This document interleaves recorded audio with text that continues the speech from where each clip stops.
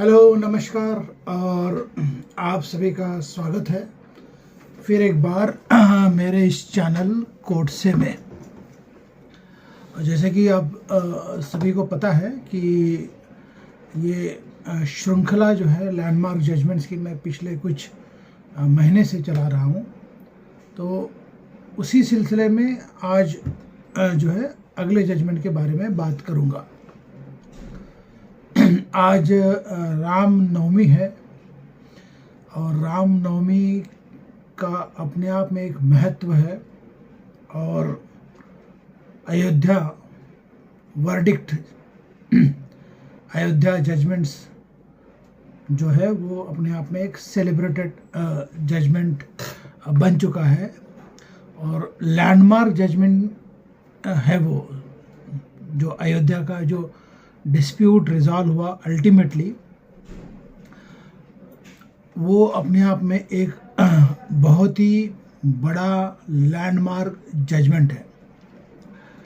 और क्योंकि अयोध्या जजमेंट के बारे में मुझे नहीं लगता कि किसी को पता ही नहीं होगा, ये अमूमन पूरे हिंदुस्तान को पता है और कईयों ने ये जजमेंट्स को पढ़ा होगा, कईयों ने नहीं पढ़ा होगा, लेकिन अन्य माध्यमों के द्वारा digital platforms, TV, news print और कमेंट्रीज जो है इसके ऊपर जो काफ़ी सारा जो डिस्कशन हो चुका है और कई सालों से इसके ऊपर बहस चले आ रही थी कोर्ट प्रीमाइसेस में। इलाहाबाद हाई कोर्ट से मतलब सिविल जज फैज़ाबाद से इलाहाबाद हाई कोर्ट से फिर अल्टीमेटली सुप्रीम कोर्ट। तो ये और beyond court premises public domain में ये बहुत ही चर्चा का विषय रहा है।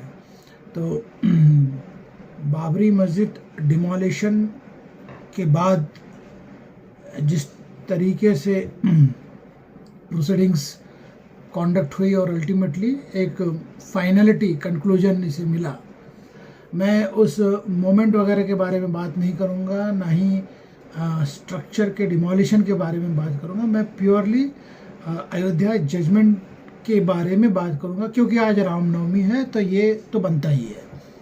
लेकिन मैं पूरे अयोध्या जजमेंट के हर पहलू पे जो मतलब उसमें कई सारे पहलू है उसके ऊपर जो चर्चा हुई, डिस्कशंस हुए, डिबेट हुए, राइवल कंटेंशंस जो सुने गए कोर्ट द्वारा अन्य अलग अलग जगहों पे, फोरम्स में, कोर्ट्स में।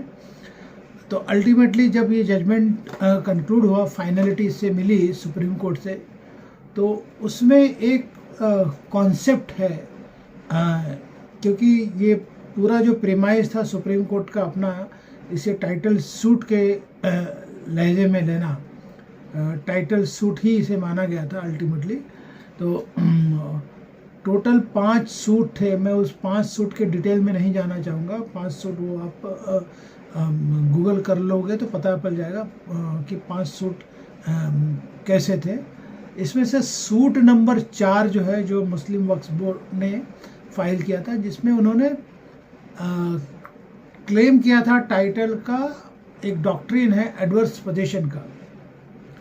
एडवर्स पोजेशन की डॉक्ट्रिन जो जैसा नाम है एडवर्स पोजेशन, यानी कि जो एक्चुअल टाइटल होल्डर होता है उसके खिलाफ अगर कोई पजेसरी टाइटल क्लेम करता है तो उसे adverse possession, adverse to the original title holder, a person who is claiming the title adverse to the original claimant of the title. ये है एडवर्स पोजीशन का कॉन्सेप्ट। अमूमन सिंपल सी लैंग्वेज में बात कर दूं तो अगर आप 30 साल से किसी भी स्ट्रक्चर में या किसी ज़मीन में या किसी लैंड के पोजीशन में हो और कंटिन्यूस पोजीशन में हो, अनइंटरप्टेड पोजीशन में हो, तो आप उसका title under doctrine of adverse position claim कर सकते हो। तो ये जो सूट नंबर 4 था जिसमें एडवर्स पोजीशन अल्टरनेटिव रिलीफ मांगी गई थी, basis of claiming the adverse position जो था वो पैरा 11A जो याचिका यानी प्लेंट जो दायर किया था उसमें था, वो मैं पढ़ के बताऊंगा। 11A of the suit number 4 filed by Muslim parties Waqf board. 11A, the submissions were made claiming an adverse possession. I am reading in verbatim, quote unquote, that assuming, though not admitting, that at one time there existed a Hindu temple as alleged by the defendant representatives of the Hindus, on the site of which Emperor Babur built the mosque some 433 years ago.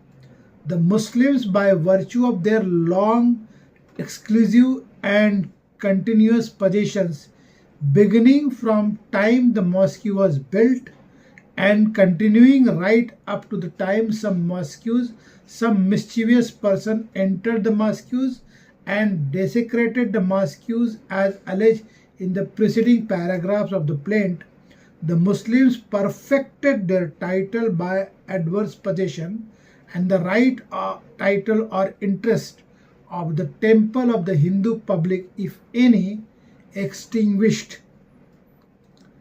तो pleading in para 11 जो था purely on assumption था कि in the event that अगर तो वहाँ पे कोई हिंदू स्ट्रक्चर था जैसा कि एलिगेशन है डिफेंडेंट्स का, on the site on which the mosque was built, the Muslim claim to have perfected their right title and interest by way of an adverse position which was exclusive, continuous and uninterrupted, and that right title and interest of the temple and the Hindu public, if any, stands extinguished, यानी कि वो ख़त्म हो जाती है क्योंकि मुस्लिम वहाँ पे कई सालों से उस मॉस्क का एडवर्स पोजीशन में थे और उस लिहाज से वो एडवर्स पोजीशन का टाइटल क्लेम कर रहे थे। The plea of adverse possession is subsidiary to the main plea of the mosque being dedicated upon the construction by the Babur for public worship by the Muslims. अब इसके ऊपर doctor Dhawan, Rajiv Dhawan की अपनी एक बहस हुई, उन्होंने इस चीज़ को मतलब सबमिट किया है। The plea of adverse position is founded on the acceptance that the ownership of the property vests in another against whom the claimant asserts a possession adverse to the title of the other. Possession is adverse in the sense that it is contrary to the acknowledged title in other person against whom it is claimed. Evidently, therefore, the plaintiff in suit force ought to be cognizant of the fact that any claim of adverse possession against the Hindus or a temple would amount to acceptance of the title in the latter. यानी कि अगर Muslim party ये मानती है कि अगर वो claim कर रही है एडवर्स पोजीशन का, तो उसका ये मतलब भी निकलेगा कि वो ओरिजिनल जो क्लेम है टाइटल का वो हिंदूज के पास था, इसका ये मतलब निकलेगा। डॉक्टर धवन का सबमिशन था that plea is a subsidiary और alternative plea upon which it is not necessary for the plaintiff to stand in the event that their main plea of the title is held to be established on evidence. It becomes then necessary to access as to whether the claim of adverse possession has been established. अब इस पे जीरा हुई para जो judgement है para 747, 748, 755, जो 755 जो है अल्टीमेटली जो कंक्लूजन है on the concept of the adverse position, जो सुप्रीम कोर्ट ने फाइनली इसे कंक्लूड किया, और वो जो कंक्लूजन है मैं वो उसको पढ़ के बताऊंगा in verbatim, quote unquote, the plaintiffs have failed to adopt a clear stand evidently because they are conscious of the fact that in pleading adverse possession they must necessarily carry the burden of acknowledging the title of the person or the entity against whom the plea of adverse possession has not been adequately set up in the pleadings, and as noted above has not been put forth with any certitude in the course of the submissions. Above all, it is impossible for the plaintiff to set up a case of being in peaceful open and continuous possession of the entire property. Dr. Dhawan repeatedly asserted that the Muslims were obstructed in their offering worship at the mosque as a result of the illegalities of the Hindus. For this purpose, ये बहुत important है, for this purpose Dr. Dhawan refers to the incidents which took place in 1856, 57, 1934 and 1949, the last of them leading up to the preliminary order under section 145. The events which are associated with each of the above incidents constitute indicator in the ultimate finding that in spite of the existence of the structure of the mosque, possession as asserted by the Muslims cannot be regarded as meeting the threshold required for discharging the burden of the case of adverse possession. The evidence in the record indicates that, the evidence in record indicates that Hindus post the setting of the railing have in any event been in possession of the outer courtyard. On the basis of this alone, the plea of adverse possession set up by the plaintiff in respect of the entirety of the area represented by the letters A, B, C, D must fail. For the reason indicated above, the plaintiff in the suit 4 have failed to meet the requirement of the adverse possession. तो अगर आप adverse position claim कर रहे हो तो वो एक basic principle है कि जैसे कि आप बोलते हो कि ये मैं इस जगह का एडवर्स पोजीशन का क्लेमेंट हूँ, मेरा टाइटल जो है it is by virtue of an adverse position, तो आप उस डिफैक्टो इस चीज़ को मान रहे हो कि ओरिजिनल क्लेमेंट टाइटल जो है वो कोई और है, और परिस्थिति अनुसार आप उस जगह में रह रहे हो, कई सालों से रह रहे हो, और एक समय के अंतराल 30-40 साल के अंतराल के बाद में आप जो है एडवर्स पोजीशन क्लेम कर रहे हो, और ये पोजीशन जो है वो कंटिन्यूस होना चाहिए, अनइंटरप्टेड होना चाहिए और without any nuisance and hindrance होना चाहिए। जैसा कि ये विवाद था अपने आप में, तो एब्सोल्युटली ये तो कोई अनइंटरप्टेड था नहीं, कंटिन्यूस हो नहीं सकता था, और इसमें कोई न्यूसेंस और हिंड्रेंस नहीं या बाधा नहीं थी, ये भी अपने आप में तथ्यों से परे था। इसलिए एडवर्स पोजीशन का जो क्लेम था सूट नंबर 4 अयोध्या के जजमेंट में, उसे खारिज कर दिया गया।